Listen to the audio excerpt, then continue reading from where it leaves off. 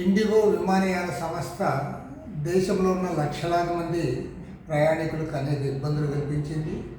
ప్రభుత్వం ఏదైతే నిబంధనలు పెట్టిందో ఆ నిబంధనలు ఏమాత్రం కూడా ఖాతరు చేయకుండా వారి ఇష్టారాజ్యంగా వ్యవహరించడం వల్లనే ఇవాళ ఈ దుస్థితి దాపురించింది.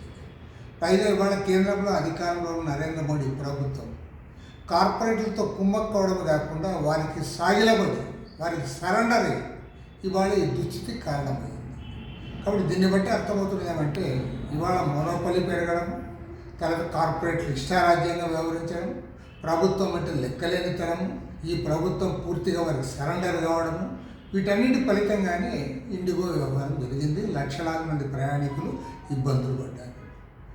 ఇవాళ తెలివిగా ఈరోజు అర్నాబ్ గోస్వామి సీనియర్ జర్నలిస్ట్ కానీ లేదా నేషనల్ మీడియా కానీ లేదా బీజేపీ వ్యక్తులు కానీ అందరూ కూడా చాలా తెలివిగా ప్రభుత్వాన్ని దీన్ని తప్పు లేదన్నట్లు ఓన్లీ పౌర విమానయాన శాఖ మంత్రిగా ఉన్నటువంటి రామ్మోహన్ నాయుడే దీనికంతా కారణం అన్నట్లుగా టోటల్గా ఆయన డైవర్ట్ చేయగలిగారు.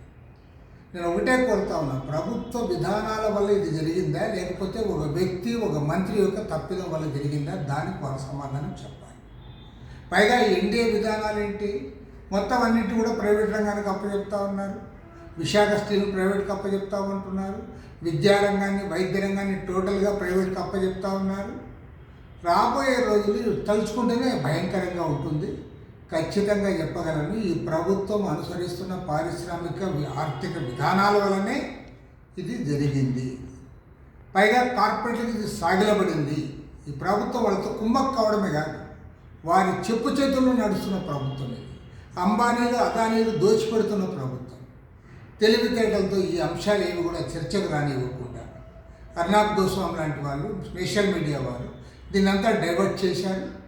దాంట్లో వాళ్ళందరూ కూడా చెప్పుకుంటూ ఉన్నారు. కాబట్టి నేను స్పష్టంగా చెప్పదలుచుకున్నా, నరేంద్ర మోడీ ప్రభుత్వం అనుసరిస్తున్న ఆర్థిక విధానాల ఫలితంగానే ఇవి జరుగుతాయి, భవిష్యత్తులో మరిన్ని జరుగుతాయి.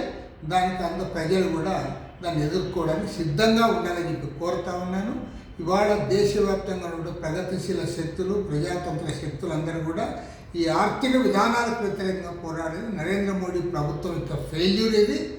ఇది కేంద్ర ప్రభుత్వ ఫెయిల్యూర్ని తప్పించడానికి జరుగుతున్న ప్రయత్నం తప్ప మరొకటి కానే కాదు.